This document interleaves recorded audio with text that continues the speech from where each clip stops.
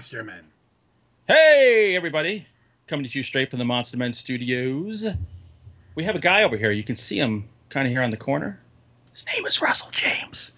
Hey, how's it going? He is the author. I think I've read just about everything you've written. I'm sorry.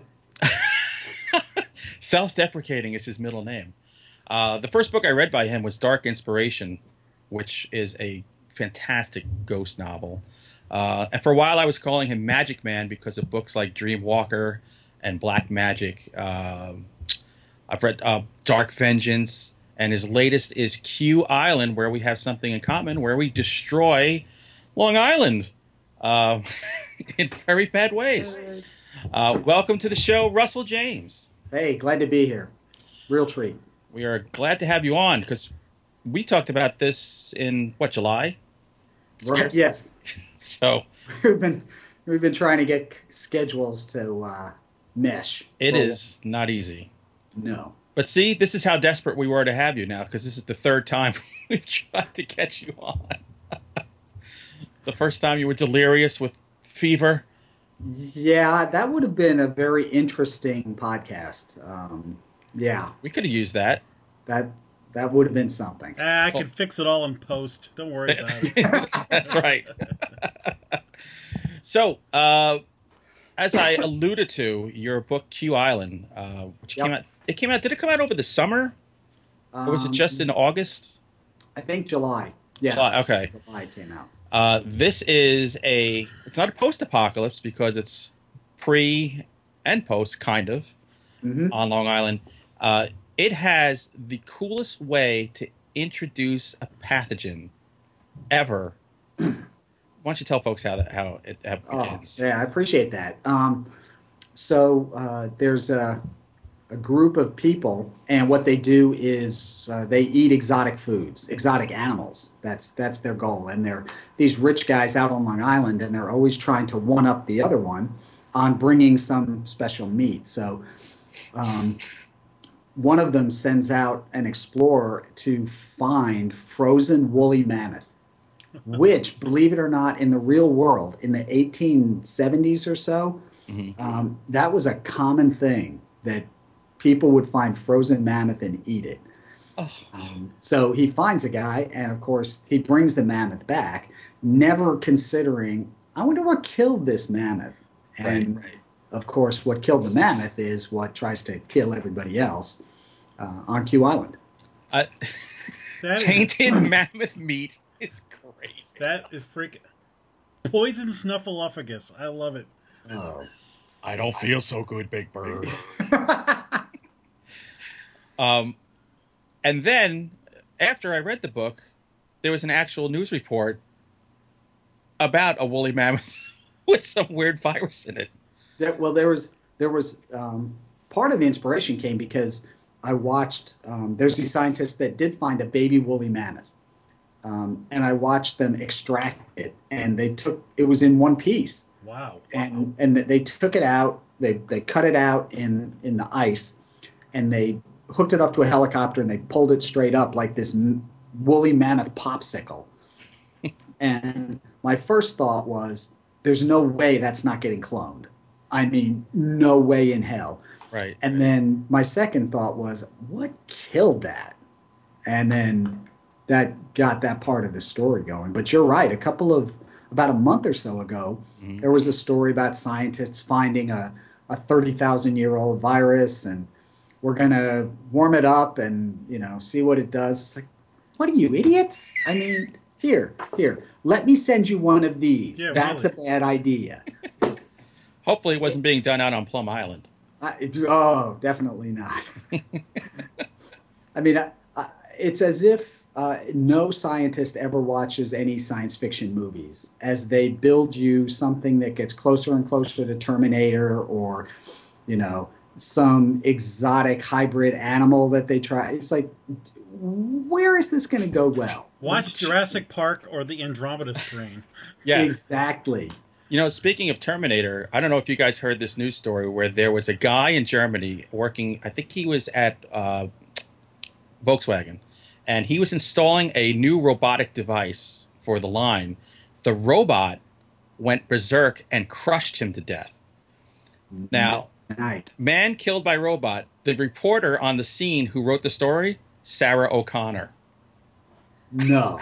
Yep, can't make it up. Oh, Come with me if you want to live. nobody got the irony of that, right? They just Oh, it went wild because she, when she posted her article, she wasn't aware of Sarah Connor. So she just posted her article. It went on Twitter and it went berserk. So it's really funny. How do you grow up and not know Terminator? You know, And I think she was like in her 30s, so there's no excuse. there's absolutely no excuse. Whatever. So Jack, you've been quiet. Here, you jump in. I'll shut up. I'm still astounded that they found a solid woolly mammoth in ice. I'm going to Google that as soon as we hang up. Dude, look at the pictures. I mean, because it's there, and the tusks are coming out of the front of the ice pop. It's real. It's like an ice cube. You're totally right. They're totally cloning that thing. Oh yeah, there's no question. Only we're lucky they didn't just put electric paddles on it and resuscitate it. So Woolly Really? mammoth rides. That'll be at the Bronx Zoo in 2 years. most definitely. Or the Long Island Zoo.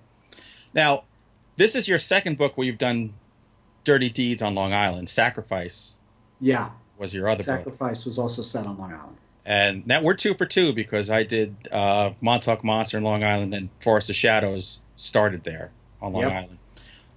Why are we doing this to Long Island? I don't know. Is it because we hate it or is it because we love it? I hate it. Listen, the traffic on that godforsaken rock, just to go to frickin' Jones Beach to see a concert, between the bridges, and then in Connecticut, when you're on 95, I think I just froze, but There you go. going this way is north and south, but literally it's east or west. And on Long Island, that's east or west. But in a Connecticut person's head, you're like, wait, am I going north or south or east or west? You get totally freaking discombobulated on that island. You get the worst traffic ever. The bridges are hell. Listen, once you get to Jones Beach, it's fun to see a concert, but I don't mind. I think we write about. I mean, you still live there, Hunter. Well, and I'm a little you off? east of there. You're east. Oh, you're off the island now. I'm off island. Yeah. Okay, but you can still smell it. You're On close enough. some days I can smell Joey Buttafuoco. There you go. And I think that the place that you grow up has a much stronger imprint on you than other places, and it's certainly an easy go-to especially for people when you try to get people that match, that are true to life. You've been exposed to more people over the 20 years you lived there than over the 5 years I lived in Tennessee, or something like that. So it's definitely a little bit easier. It's also a strange island. That the Gold Coast is gorgeous, and then you've got the Hamptons and Montauk, which are beautiful, and everything in between, and farmland, which you wouldn't believe is there, and then the history of things like the Philadelphia experiment going on out there, and weird army bases, and it's just a strange Amityville place. Horror. Amityville Horror. Joel Rifkin. Jaws was set on Long Island. Right. Moved, but when it got turned into a movie. Yeah, I mean, Long Island is, I think, just as people who create horror, you just draw to a strange place, and that's a strange place. Well, when I started thinking about writing this, one of the other spikes for it was Hurricane Katrina, and watching that and seeing how fast society went to hell. I mean, you could practically count it in hours. As soon as people thought that they were isolated and that help was not coming soon, all bets were off. Yeah. And that's scary. There's people who say, oh, well, there's the zombie movie and it's not realistic that, society would fall apart that fast. Yes, it would. It'll fall apart even faster than what they do in zombie movies. I got to give World War Z. I'm not crazy about that movie, but I did think that initial outbreak was very realistic because everybody's in The Walking Dead. You know, they happen upon a supermarket that still has stuff in it, and I'm like, people are hoarders. They're not just going to take what they need. They're going to take every last freaking Mr. Potato Head and Barbie doll, even that they don't need, just because they hoard stuff. And that's in Q Island. There's a scene where the woman takes her son out to go shopping, and the viral outbreak is new. And in this book, the virus doesn't create zombies. It creates people that are completely driven by rage, as homicidal maniacs. So, and she's trying to cling to, everything's okay and the world is normal. Mm-hmm. And she starts going to her supermarket, to buy what she needs and walking through. And it just descends into total bedlam. And as soon as there's and it's like you said Jack, no one's going to take what they need. Everyone takes everything they can get. When I read that scene, I kept going, why are you going shopping? Things are bad. Watch Jingle All the Way. It's the same thing. Yeah. No, but it's true. I would load up a cart with pregnancy tests. Just anything I could get my hands on. Yeah, because your attitude's going to be like, you never know when you're going to need it. Right. Yeah. Or I could you'll need 50 pregnancy tests. I could barter it for something later. That's true. It's interesting to use Long Island because a lot of people, even like if The Dark Knight Rises, they like to use Manhattan as the island that gets cut off. But Long Island is probably a more interesting island because really there's the couple of bridges that go over there. You've got the tip that's near Manhattan. But then, I'm in Connecticut. We're in the Long Island Sound. So you could see it and conceivably kayak across it. But it still is, a more contained landmass, and it's massive, but it's not that wide across. No, and that's what I was thinking as I watched Katrina's hell unfold, and said, "Wow, what if that was on a bigger scale, and you weren't going to get rescued?" And then I thought exactly like you just said, Long Island. You blow a few bridges, you sink a few ferries. That's all you need to do. Yeah. And then you put the Coast Guard between them and Connecticut, and you're done. Yep. And like you said, Manhattan gets used a lot. Escape from New York. Just great. Where Manhattan's a prison. You're the Duke of New York. It's too small. Like Long Island is bigger. There's a lot more. Like you said, Hunter. There's variation, different places you can go, and different people, and different locations, and I think it's a lot richer.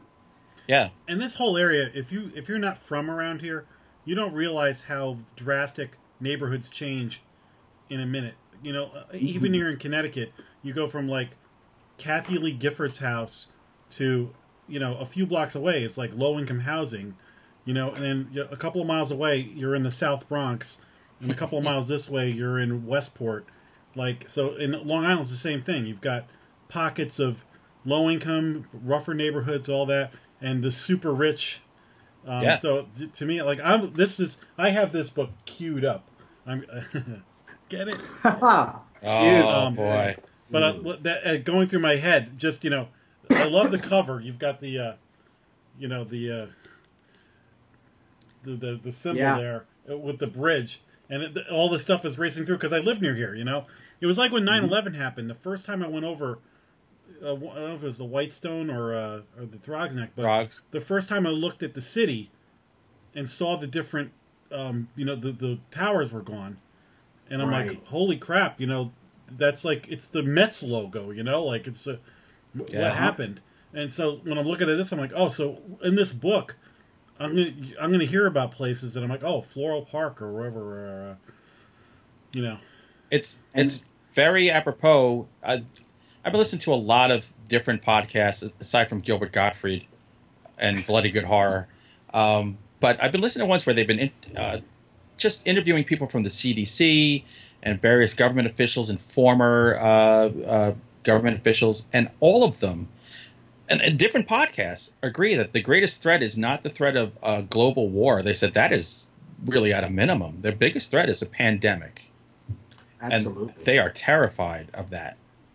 And that's our biggest threat facing society now. So I think that's gaining. It's obvious in 3 weeks I've heard 4 different people talk about it. So it's gaining traction. So your book is coming at the right time, or maybe the wrong time. Remember when the Ebola outbreak happened, 6 months ago or whatever? Mm-hmm. That some people really started thinking, wow, what if this does get somewhere else? And there was, people telling you, we're not going to fly any airplanes there. We're not letting anybody in. I mean, Yeah. the world would get very defensive very quickly. Yep.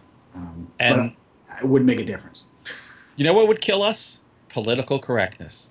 Political correctness would stop us from doing the hard measures that you would have to do to save millions. And you even heard that during the Ebola scare as it went out. There were people saying, well, it's not fair to not let certain people, visit the U.S.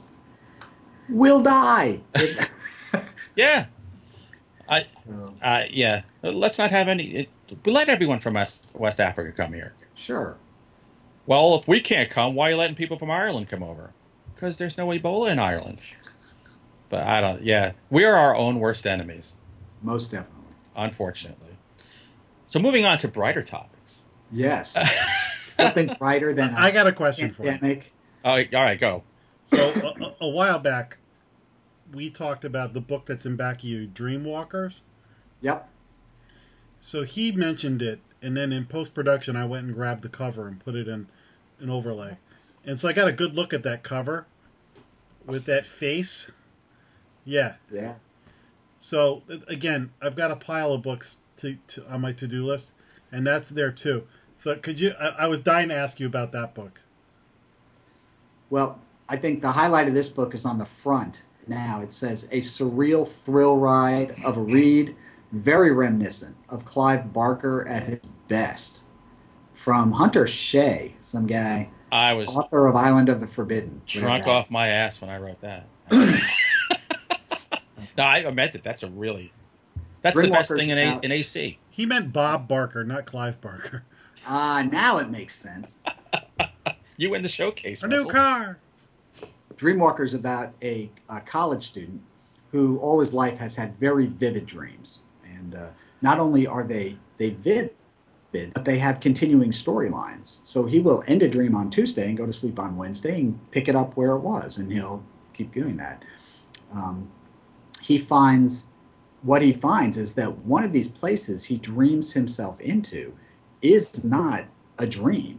It is an actual parallel reality run by a voodoo god named Kolchak. And that's an actual voodoo god from voodoo practices. And what he does in his myth and in the story is he scares people to death by delivering nightmares at night to them. Nightmares so terrifying they have a heart attack. And since he's there, he captures their soul before it can move on to whatever is beyond this. And all those captured souls live in this place called Twin Moon City. And that's where Pete dreams himself into. And it's a bombed out wasteland where all the people there are kept in constant terror, being hunted by zombie creatures with machine guns mounted in the back of jeeps. And that terror that they feel is what fuels him as that god Kolchak. That's it's funny. I didn't know which was worse, the dream world or Atlantic City. Yeah, because when he's awake in Atlantic City, he runs afoul of a drug lord there, and so while he's awake, he's trying not to get killed by this guy, and then when he's asleep, he's trying not to be killed by the voodoo god. Yeah, and he meets this girl of his dreams in Twin Moon City, and absolutely has to rescue her, and so that's his motivation on that side. Dude, Jack, you'll love that book. It's a real fun ride, and you know what? The ending really got me. Oh, I'm glad. That's good. That hit me hard. I was like, whoa. I didn't see that coming. I got emotional. Whoa. Wow, you tugged at Hunter Shea's heartstrings. I didn't know he had them. I have a few left. I remember I read Stephen King's Joyland in 2013, and I was on vacation. I was sitting in a hammock, finishing the last third of the book by the lake, and it made me cry. I've never had a book made me cry, and since then I've been emotional with books. He opened up something in me. His Kennedy assassination book, I guess 11/22/63. Yeah. Oh man, I was so moved at the end of that when, as the main characters are going to get together or not get together. And I sit back and go, this is a Stephen King book. What am I doing? Getting all. No. I'm saving that one. I have it. Oh, it's somewhere great. around here. Now, Let me tell you all the spoilers. No. Cut them off. Cut them off. If you read Tortures of the Damned, that ending kicks you in the nuts. The nards. He's not done yet. I'm not done. Well, so get don't ready. spoil it. Cover your nuts, because that ending is something else. I'm this far in. Now, I was on a business trip, and this is the only thing I brought to read. So I'm on the plane reading it, and it reads so fast, and it is so engrossing. I keep having to stop myself going, pace yourself, because when you run out of it, you have nothing to read.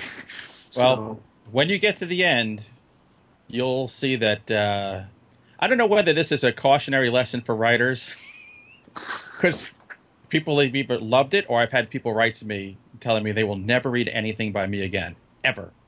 Wow. Okay. Yeah. So, hey, you get an emotion. I'll take any kind of emotion, whatever. Well, I mean, there have already been casualties in here that I am very distressed about, and I'm only 2/3 of the way through. I mean, I was distressed too. People in here that I was rooting for that you murdered, you bastard. So, hey, don't blame me. It's the id. yeah. It's the id, because there are characters that I kill in books where I'm like, wait a second, they're supposed to be here at the end. I'm like, why did I do that? I'm like, whatever, leave them dead. They're dead for a reason. When their number's up, what can you do? Yeah. So I wanted to also ask you, since we are both Sam Hain brethren, how did you get your break with Sam Hain? How did you get into the fold? Yeah, you and I were the first wave. You were month number 1, and I was month number 2. Yep. And, I was in a writing class with Gotham Writers. It's an online college out of New York, and the teacher said there's an open call for horror novels. You don't need an agent, with Sam Hain, new publisher, but very experienced, well-respected editor, Don Doria.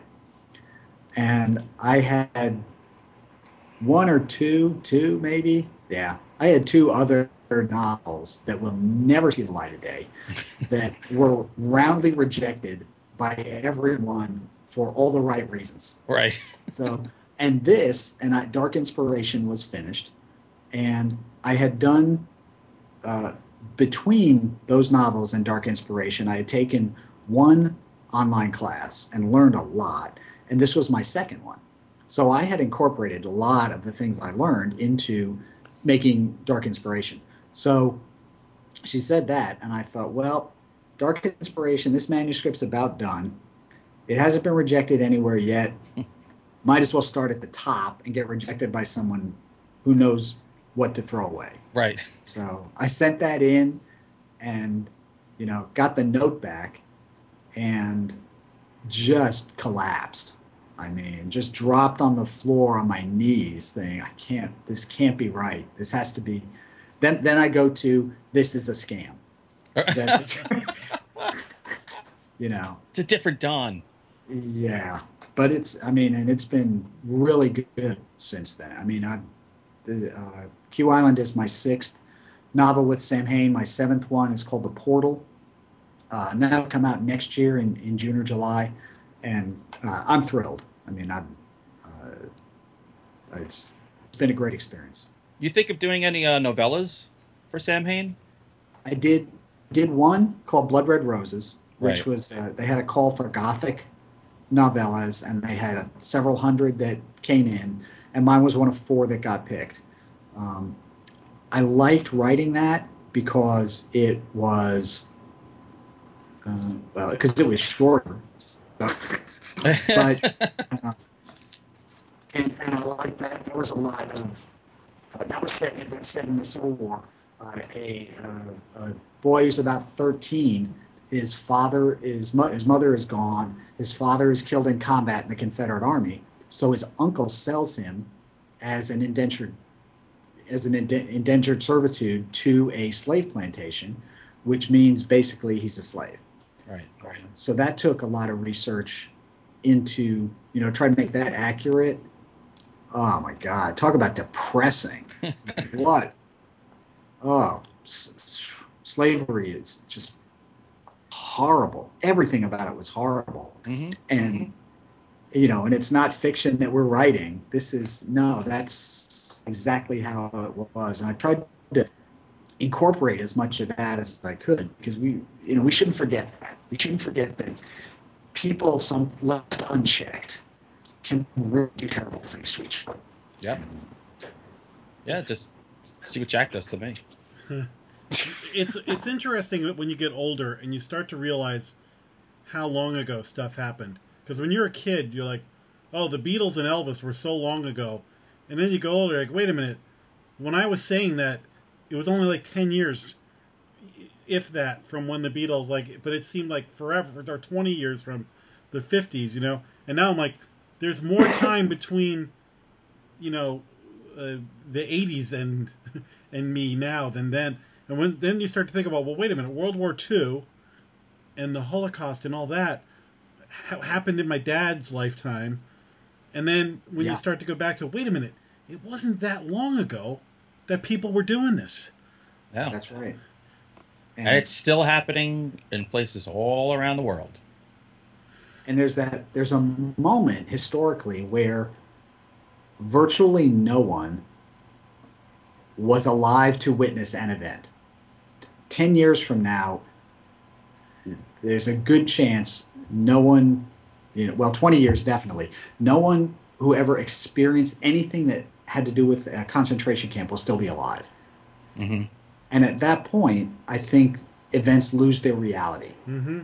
Right. Because there isn't anybody you can point to. Now it's as old as Abraham Lincoln. It's as old as Christopher Columbus. It's as old as King George III.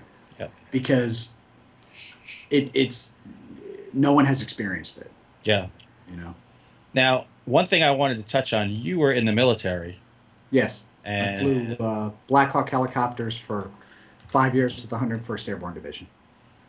You've got a book in you right there. Because first of all, I want you to write a book that's going to get me over my fear of flying. But maybe that could just be a pamphlet just for me. Okay. But I would love to see a military horror novel. And I think if anyone could pull that off, that'd be you. Yeah. Uh-oh.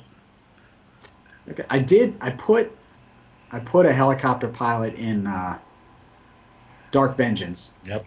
There was one in there. Yeah, I was like, all right. You put a little stuff in there. Maybe. Somebody has to survive. So we can hunt vampires from helicopters. How's that? I'm in. See? Is that good? There are not many. In fact, I'm having a hard time thinking of any military-themed horror novels. Well, there's a lot of stuff. I mean, you got like 28 Days Later. You got, I'm talking to movies now. Yeah, but I'm talking a novel where it's not just the military comes in. It's it's soldiers. There are soldiers are the main characters. And not just the ones that all get killed. Where right. There's always one. Here's a whole squad of people, and was it Aliens? Aliens movie. There's this squad of 10, and they're just there to get killed. Did you see 28 Weeks Later? Yes. Yeah. So both there's of those, a great both of the movies Jeremy Renner and those guys. The epidemic is breaking out, and they're like, we have to contain this, and they're shooting the infected and the innocents and civilians. And right. You're looking at that going, they have to do this, or the world is dead. But that's correct. There's like both sides of this. Like, so Jeremy Renner's got to go and save the kids. But so it's interesting because just recently the Fear the Walking Dead show, all it did was make all the military guys were bad guys. And it was stupid. It's like there's going to be a mixed bag. When the shit hits the fan, there's going to be good people, there's going to be bad people, no matter what. But anybody with a badge in that show is like a bad guy. So I like seeing a little more realistic. I gave up after episode 1. You gave it that much time. I said, this is how I knew it was bad. We were on vacation, where everything's better on vacation. Yep. My wife and I were sitting in the easy chairs watching it. And then when it got to the first hour, we realized that it wasn't ending. And we were like, oh, there's the half hour more? So I was like, all right, my time is too precious to waste on something that doesn't tickle me at all. Russell, I'm curious. We're obviously a horror podcast here, so we grew up watching, Hammer movies and old horror movies on, Creature Feature and Chiller Theater and all that, and reading Stephen King and other stuff. So what'd you grow up on? What was vampires for me was the big thing. I loved all the classic Universal horror. Mm-hmm. Is just amazing. I loved all that. I loved all the Japanese, I forget the word for it, all the Godzilla, Gamera, kaiju or something like that. Kind of The stuff. kaiju stuff, yeah. Exactly. I never heard the word kaiju till Pacific Rim came out. Right. Now all of a sudden it's a genre. It's a thing. It's freaking giant monsters in the 4:30 movie. It was Monster Week. Man in rubber suits. Yeah, the 4:30 movie. Oh, God. Da-na-na-na-na-na-na-na-na-na-na. And you knew every 15th Saturday you could watch Abbott and Costello meet one of the Universal monsters, as the Abbott and Costello movies rolled through every Sunday. Yeah. Absolutely. And I'm telling you, Abbott and Costello Meet Frankenstein was probably the first place I saw all those monsters in motion. Like, I had books, but you seldom would get the actual movies on TV. So you caught them when you did. But Abbott and Costello was on every year. Absolutely. Yeah, you got the Universal monster movies on PBS. Yeah. Every now and then. That was the only, because they really didn't play the Frankenstein, Dracula, Phantom of the Opera. I think the first time I saw Dracula was in the library. They showed it. Really? Yeah. Yeah, it used to be able to rent like 16 millimeter and 35 millimeter versions. Yeah, of I used to get these Monty things. Python and the Holy Grail and watch it on a projector. Oh, good Lord. How old are you guys? Man, I remember Ross, when talkies first came out. I'd get my orange and a pencil box and I used to go to the movies with Mary Pickford. TV wise, I really loved Kolchak Night Stalker, my man. Yep. which I'm pretty sure that was about the first serious horror. Dark Shadows was soap opera. I thought horror, that was boring. But the Kolchak would grip you. Yeah. And of course, it was on late at night. Yeah, it was like 10 o'clock. Yeah, which was like I shouldn't have even been awake at that point. So you're up too damn late watching something that's too damn scary, and it was just too damn good. So That show changed my life. I was glued to it. It's my favorite. I played Kolchak with my friends. I had my did you get a hat? One of the Kolchak? I was trying to find that, but I remember going to a church, and I had like a blazer and khakis, and I wore sneakers. And my mother's like, "What are you doing?" I said, "This is what Kolchak wears." Did you have the little recorder? Oh yeah, I had all that stuff. I had to. Yeah, that's I a used to run the great hold my show. hat. And look, any show that Richard Matheson touched Exactly. is a great show. Yeah, that's golden hand right there. Yep. Now that was, and who was the producer? And he was also a legend. I can't remember his name now. I got my Kolchak book over there. His names come and go, and as I get older. But yeah, that show. I think I was 5 or 6, and my father would be like, "You want to get up and watch Kolchak?" Yeah. Yeah. Thank God for him. In fact, I watch the TV movie every October, so I'm due. I always pop in and watch the Vampire. Is it still on Netflix? The TV show is. The movie's not. Oh, okay. Yeah, the whole show's on Netflix, which is great. I'll be I watching wish that. I had the free time to kill watching all the good stuff that's on Netflix. That would just make my day. You could also spend 19 lifetimes watching all the bad stuff on Netflix. There's plenty of that. I'll tell you what, There though, is- it's worth going back and watching.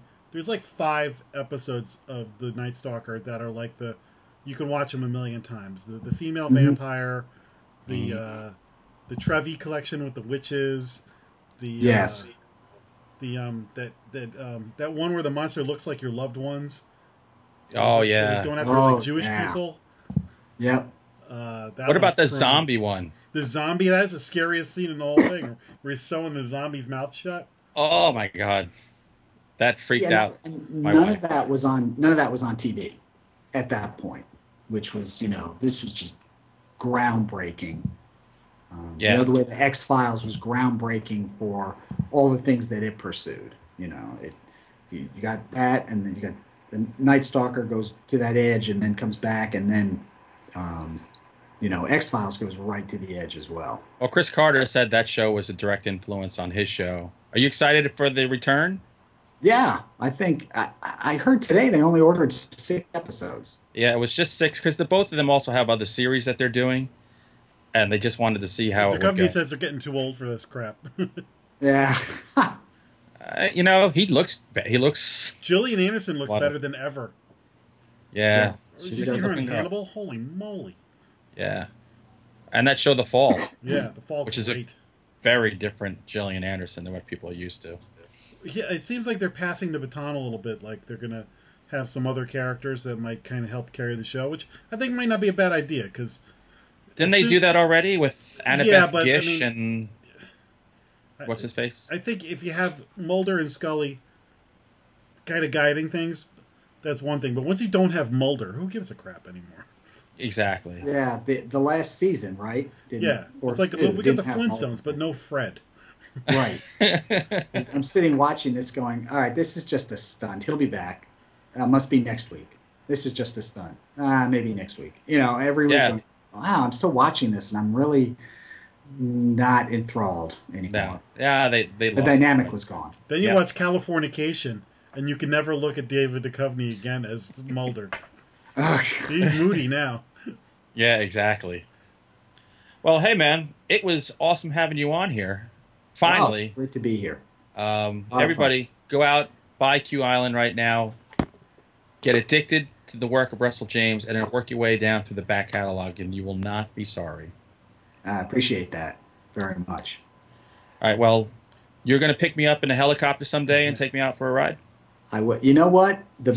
In 5 years of the military, I had one time I really got over, and I was able to arrange. There was a mission that I was able to get myself signed up for, where I flew a UH-60 Blackhawk from Tennessee to Long Island, so I could go to my own high school and do a demonstration, That's as well as 4 or 5 other high schools all during the week. That is awesome. Yeah, that's of all the Army experiences, that's the one that I have a picture of in my room. Wow, that is really cool, man. Yeah, Did you let off a that was- couple of sidewinders into the building? Yeah, I hate high school. needed to get even with this place. Screw you, Verrazano Bridge. Boom. Bring out those teachers I didn't like. Where's Let me take you Buttafuoco? up for a trip. All right, well, we salute you and thank you for your service. Thank you, sir. We look forward Russell, to more, great to man. meet you. Hey, good to see you guys. And this time we'll see you both at Scares They Care this time, Yeah. right? Sounds good, my All man. right. Yeah. Sounds All like right. a plan. Talk to you later. And everybody else, we'll see you next time on Monster. Monster Men.